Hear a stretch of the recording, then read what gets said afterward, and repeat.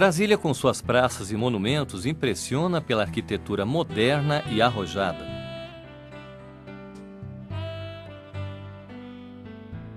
A capital do país também chama a atenção pelas manifestações na esplanada dos ministérios.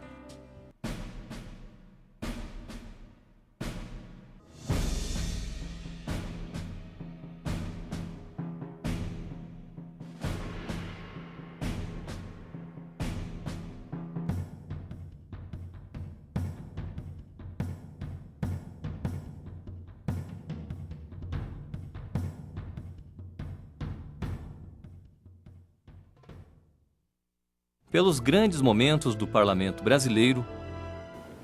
Prometo guardar a Constituição Federal e as leis do país. E pelo impacto causado pelas comissões parlamentares de inquérito. Senador Suplicy, foi tombo mesmo, a Laura Carneiro que me... Eu fui pegar uma escada e não abri a escadinha para subir. Certo. Desequilibrei e segurei num armário de 200 quilos de sucupira, aqueles antigos da Câmara. E ele bateu aqui e me botou para dormir. Quem me socorreu foi a Laura Carneiro e a Luísa, minha assessora de imprensa, que está aqui, ó. E que me carregaram para o hospital. Foi tombo mesmo. Fui pegar os CDs do Lupicínio Rodrigues. Nós estávamos conversando sobre o Lupicínio. Aí a Laura falou, então bota para tocar o Lupicínio. Qual era a música, por favor? A curiosidade nacional. Que música era, deputado Gugel? Não estava tocando ainda a música, não, mas já era Nervos de Aço. Nervos de Aço. A sessão está encerrada. Nervos de Aço. As CPIs são responsáveis pelos picos de audiência dos trabalhos legislativos. Eu recebi milhares de ligações, milhares de e-mails, onde as pessoas estão dizendo que estão nos assistindo. Porque eu disse que é essa altura que ninguém estava mais assistindo a gente, e milhares de pessoas dizendo que nós estamos assistindo, nós não queremos que vire pizza. Nós não temos pesquisas de opinião, né? Mas temos alguns indicadores de que a audiência da TV Senado tem crescido e tem crescido de forma significativa. A nossa imagem tem sido retransmitida como nunca na história da TV Senado por outras emissoras, em horário nobre, que têm aproveitado as nossas coberturas e têm retransmitido o sinal da TV Senado. Além do que, sites especializados nessa área têm acompanhado e têm constatado o crescimento da audiência da TV Senado. Um site chamado Qualibest fez uma pesquisa entre seus usuários e um grande número deles, 78%, estavam acompanhando a crise. E desses 78%, grande parte acompanhava a crise pela TV Senado. A Beth, lá de São Paulo, ligou, que é do grupo Mulheres de Verdade, que é da luta contra a corrupção, dizendo assim, nós, as mulheres de verdade, estamos aqui vendo vocês. E hoje, o trabalho da TV Senado, mas também do Jornal do Senado, da Agência Senado e da Rádio Senado, tem sido reconhecido pelos profissionais de comunicação de todo o país como um trabalho equilibrado, de boa qualidade, plural, porque tratamos dos assuntos os mais diversos, sempre por um prisma plural. Mas afinal, o que é uma CPI? Para entender, é preciso saber o significado de cada uma das palavras. Segundo o dicionário Aurélio, comissão é o ato de encarregar, ou seja, algumas pessoas são escolhidas para executar determinada tarefa. Parlamentar é o indivíduo que pertence a um parlamento, e parlamento é o nome dado ao local onde se reúnem senadores, deputados ou vereadores, pessoas que são escolhidas pelo povo para elaborar leis. Inquérito é o conjunto de atos realizados para investigar alguma coisa, seja ela na área militar, administrativa ou jurídica. Uma comissão parlamentar de inquérito, CPI, como o próprio nome já diz, reúne parlamentares, ou seja, senadores ou deputados federais, caso ela seja federal, deputados estaduais, se ela for estadual, ou vereadores, se o âmbito for municipal, que são indicados para investigar determinado fato ou indício de ato ilegal, com prazo determinado para encerrar as investigações. A Comissão Parlamentar de Inquérito surgiu na Europa com um objetivo definido: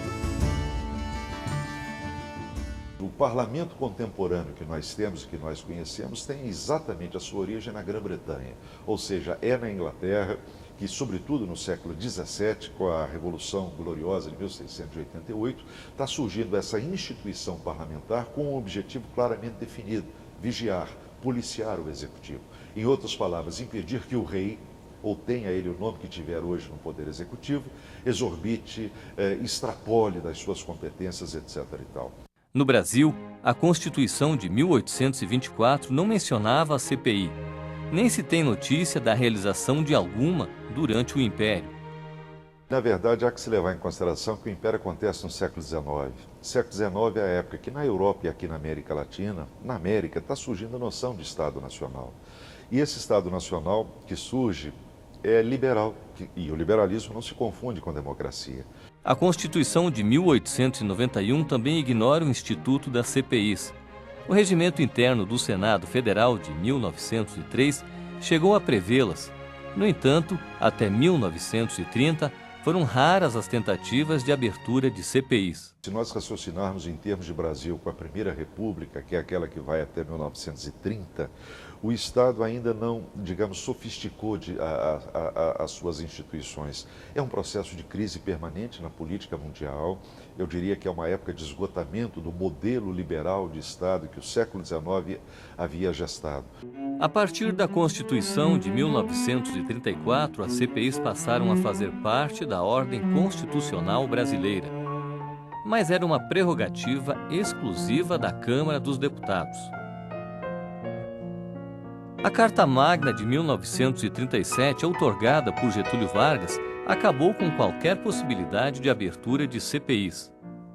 Inicia-se a ditadura mesmo do Estado Novo. Aí não há como pensar em CPI, porque não se pode nem pensar mesmo em poder legislativo funcionando. A Comissão Parlamentar de Inquérito voltou na Constituição de 1946, quando passou a valer para as duas casas. É um período absolutamente novo na nossa história política. Eu diria que o que está acontecendo conosco a partir de 46 é um aprendizado em novas bases do que vem a ser cidadania, do que vem a ser política. A regulamentação da CPI foi feita em 18 de março de 1952. Não por acaso ela vai ser regulamentada na primeira metade dos anos 50, que é um momento de muita crise. O jornal Última Hora, fundado para dar cobertura ao governo Vargas, foi alvo de uma CPI do Congresso. Samuel Weiner, proprietário do jornal, foi condenado a 15 dias de prisão por negar-se a informar quem eram os seus financiadores. Em 54, ao suicídio de um presidente da República, que é Vargas. Em 55, uma crise muito séria que colocou em risco a posse de um presidente eleito, que foi Juscelino Kubitschek. Em 1956, por pressão dos Estados Unidos, foi instalada na Câmara dos Deputados a CPI da energia nuclear.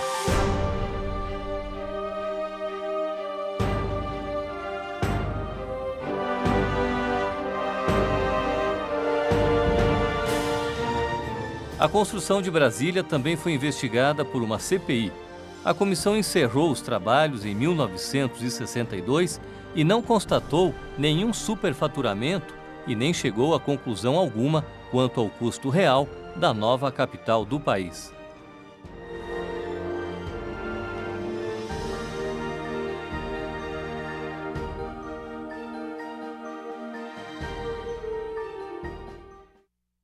A Constituição de 1967 deu nova redação para a abertura de CPIs.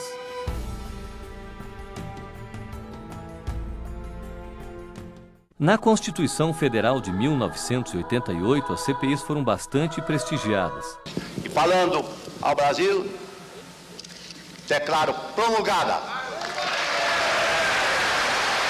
o documento da liberdade, da dignidade, da democracia, da justiça social no Brasil.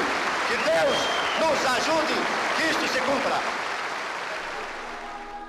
Pelo artigo 58, as comissões têm poderes de investigação próprios das autoridades judiciais, além de outros previstos nos regimentos das respectivas casas. Podem ser criadas pela Câmara dos Deputados ou pelo Senado Federal, em conjunto ou separadamente, mediante requerimento de 1/3 de seus membros, para a apuração de fato determinado e por prazo certo, sendo suas conclusões, se for o caso, encaminhadas ao Ministério Público para que promova a responsabilidade civil ou criminal dos infratores. O maior instrumento de investigação com que pode contar o Poder Legislativo no Brasil é exatamente a CPI que a Constituição de 88 vai modelar. Não por acaso, e nesse mesmo contexto e dentro desse mesmo princípio, é quando o Ministério Público surge com uma força muito grande, no sentido de defesa da própria cidadania.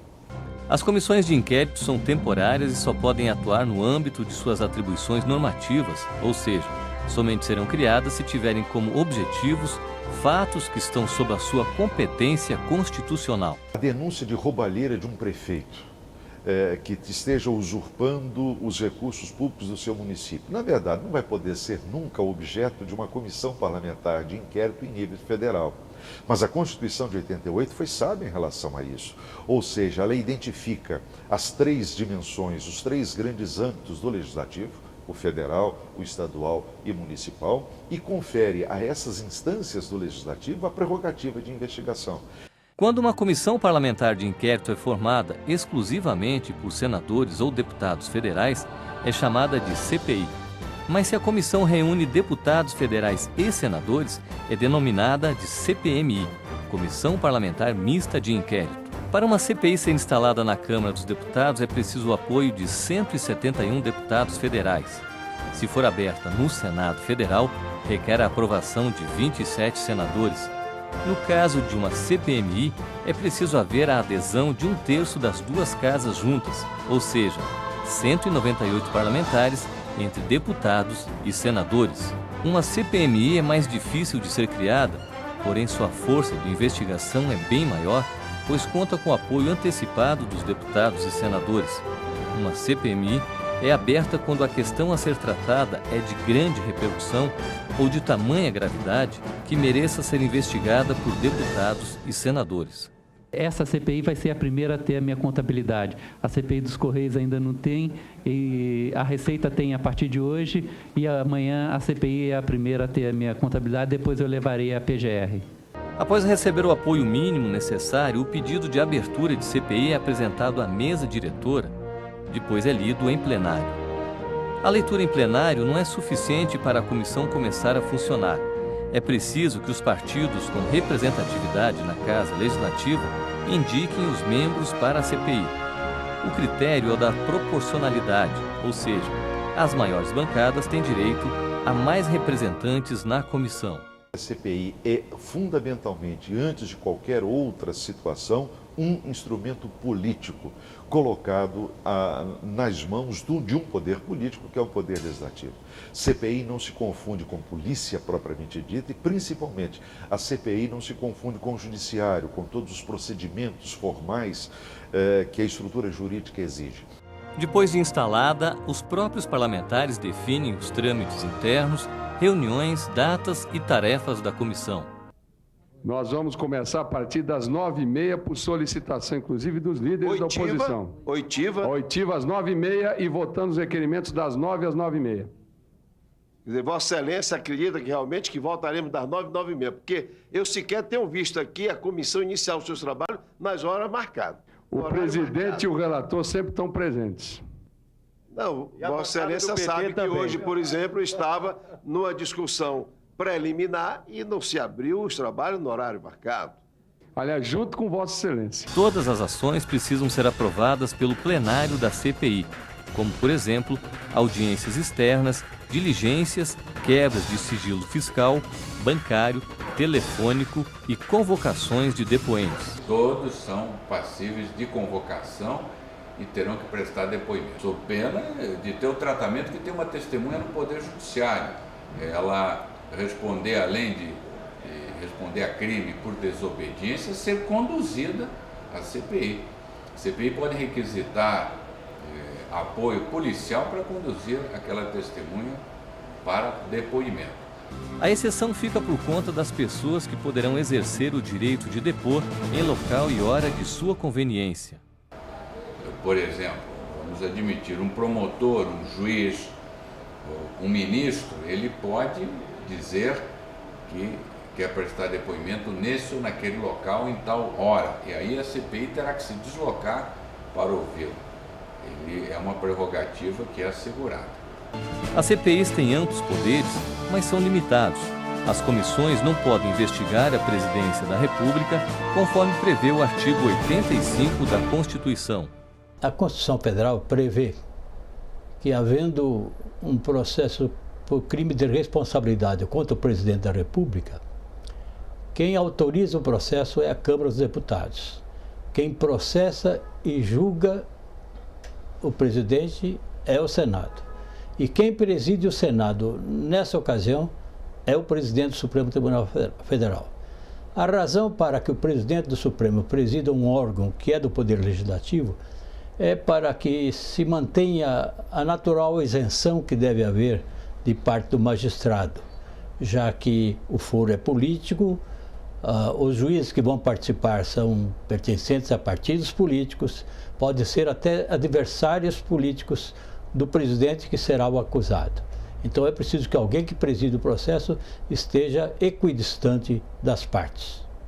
Os membros de uma CPI podem dar voz de prisão, como aconteceu com o ex-prefeito de São Paulo, Celso Pitta, preso por desacato. Tem silêncio em relação a essa questão. Senhor Lindagar, Vossa Senhoria vê essas afirmações como sendo afirmações que Vossa Senhoria é corrupto, ou Vossa Senhoria mantém o silêncio também? Eu, se indagasse a Vossa Excelência, o senhor continua batendo na sua mulher, como é que o senhor responderia? Eu exijo respeito de Vossa Excelência. Eu também, porque eu estou aqui na condição de depoente e não na condição de pessoa para sofrer um tipo de acusação tão grave como Vossa Excelência está colocando para mim. Eu nem bato na mulher e nem sou assaltante de cofres públicos. Muito bem, então eu mantenho silêncio em relação... Desculpa, o senhor não pode admitir isso, presidente. O senhor não pode, ele está faltando com respeito à sua pessoa. O senhor tem sido, o senhor relator, o senhor tem sido o mais polido possível. O nosso convidado, ele está exorbitando. Ele não pode, está faltando ao respeito. Nós estamos aqui 2h30, ele está em silêncio, desculpa. Não podemos ouvir isso calado. Se me permite. Ouvi os demais membros da comissão. Tenho certeza absoluta que ao agir assim não estou descumprindo nenhuma decisão do Supremo Tribunal Federal. Eu determino à Polícia do Senado que proceda neste momento à prisão por desacato do senhor Celso Roberto Pitta do Nascimento. E, portanto, não haverá sessão reservada. E que seja encaminhado à Polícia Federal.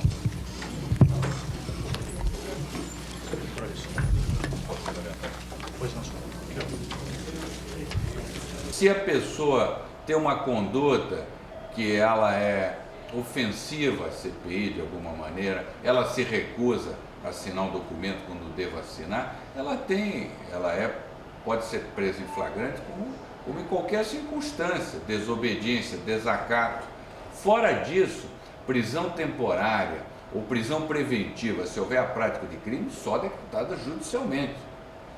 Quem também recebeu voz de prisão foi o ex-presidente do Banco Central, Francisco Lopes, por se recusar a assinar o termo de compromisso antes de seu depoimento, direito que seria reconhecido posteriormente por decisão do Supremo Tribunal Federal. Eu estou orientado pelos meus advogados, dado a minha situação, eu não me sinto na condição de me apresentar aqui como testemunha.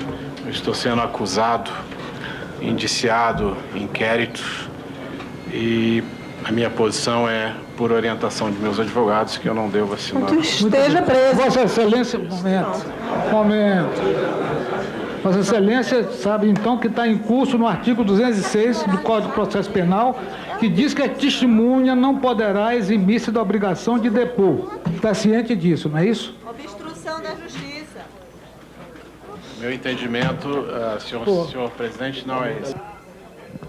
Nesse caso, persistindo o senhor Francisco Lopes na negativa de prestar depoimento juramentado, o presidente da comissão se vê obrigado a dar uma ordem de prisão à sua senhoria por desobediência e desacato a esta comissão.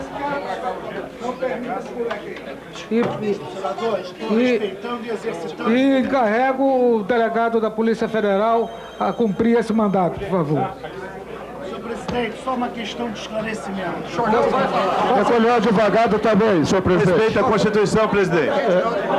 Recolheu o advogado também, senhor presidente. As medidas estão tomadas. O delegado federal, doutor Itano, vai proceder à execução da ordem. Senhor presidente, tem a segurança do Senado também, que pode executar a ordem de Vossa Excelência e posteriormente entregá-la à Polícia Federal se o delegado se sentir desprotegido de segurança. O senhor pode usar a segurança do próprio Senado. Pode se entender com a segurança ali. Já está preso. Já está efetuada a prisão em flagrante. Nós temos que diferenciar aqueles que são convocados a depor como testemunhas e aqueles que já são convocados como indiciados ou como acusados.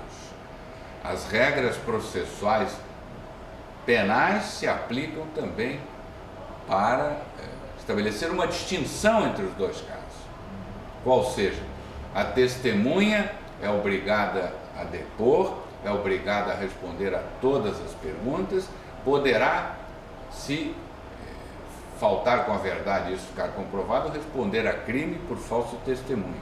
Já o acusado indiciado não está obrigado a responder, porque ele tem uma garantia constitucional de se negar a responder para não se autoincriminar. É a mesma diferença que há no judiciário. O réu, ele pode se recusar a responder qualquer pergunta, a testemunha não. A comissão de inquérito é obrigada a respeitar os direitos e garantias previstos na Constituição. As CPIs funcionam praticamente como se fossem órgãos judiciários. Têm os mesmos poderes dos juízes nos processos comuns.